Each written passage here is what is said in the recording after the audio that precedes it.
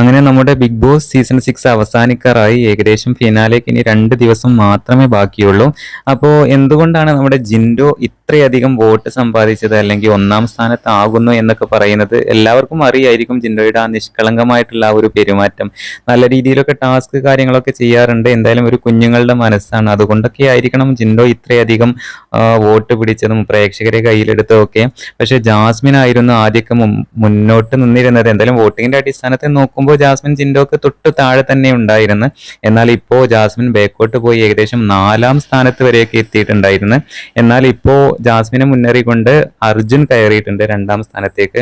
അങ്ങനെ ഇപ്പോൾ ജാസ്മിൻ എന്തായാലും 3ാം പൊസിഷനിലൊക്കെയാണ് ഇപ്പോൾ നിൽക്കുന്നത്. അപ്പോൾ ജാസ്മിനെ എവിടെയാണ് പതറിയത് എന്ന് വെച്ചാൽ, ഗബ്രി പോയതിനു ശേഷം ജാസ്മിൻ ഒന്ന് ഡള്ളായി. അതിനുശേഷം ജാസ്മിന്റെ ഓരോ ഫ്രണ്ട്ഷിപ്പ് അങ്ങനെ എവിക്റ്റ് ആയി പോയി. റസ്മിൻ ഉണ്ടായിരുന്നു. എന്തായാലും അവരൊക്കെ പോയതിനു ശേഷം ജാസ്മിന് എന്തായാലും ഒരു ഇൻഡിപെൻഡന്റ് ആയിട്ട് അവിടെ ഗെയിം കളിക്കുന്നതായിട്ട് നമുക്ക് ആർക്കും ഫീൽ ചെയ്തിട്ടില്ല. എന്താന്ന് വെച്ചാൽ എപ്പോഴും ഒരു ഡിപ്പെൻഡ് ചെയ്തിട്ട് മറ്റ് ഫ്രണ്ട്സുകളെ ഡിപ്പെൻഡ് ചെയ്ത്, അത് ഇതുവരെ ഗബ്രി ഉണ്ടായിരുന്നു. ഗബ്രി പോയതിനു ശേഷം റസ്മിൻ ഉണ്ടായിരുന്നു.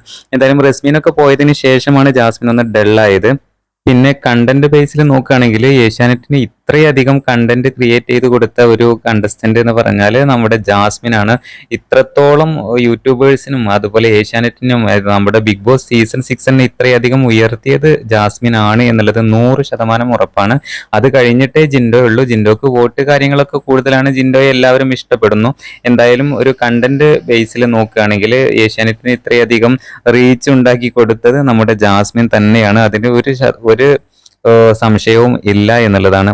എന്തായാലും ഇതൊക്കെയാണ് ഇപ്പോൾ ജാസ്മിന് വോട്ട് ഡള്ളാവാൻ കാരണം. ഇൻഡിപെൻഡന്റ് ആയിട്ട് ഗെയിം കളിക്കുന്നില്ല എന്നതുകൊണ്ടായിരിക്കണം. എന്തായാലും നിങ്ങളുടെ അഭിപ്രായം താഴെ അറിയിക്കുക.